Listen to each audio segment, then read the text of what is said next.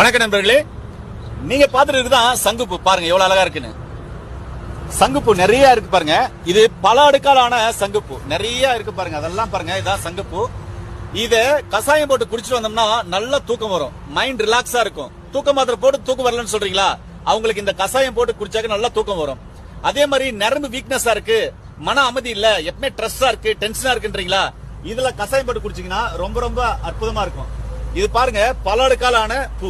இங்க பாருங்க, காமிக்கிறேன் பாருங்க எத்தனை அடுக்குன்னு. ஒரு அடுக்கு, 2 அடுக்கு, 3 அடுக்கு, 4 அடுக்கு, 5 அடுக்கு, 1 அடுக்கு, 2 அடுக்கு, 3 அடுக்கு, 4 அடுக்கு, 5 அடுக்கு, 5 அடுக்காலான சங்குப்பூவை இன்னைக்கு பாத்திருக்கீங்க. இது ஒரு நரம்பு ஸ்ட்ரென்த் டானிக்னு கூட சொல்லலாம். நரம்பு வீக்னஸா இருக்கிறவங்க இத கசாயம் போட்டு குடிச்சு வந்தோம்னா சூப்பரா இருக்கும். அதே மாதிரி கேசரி பவுடருக்கு பதிலா இத நல்லா தண்ணியில போட்டு நல்லா கொதிக்க வச்சு அந்த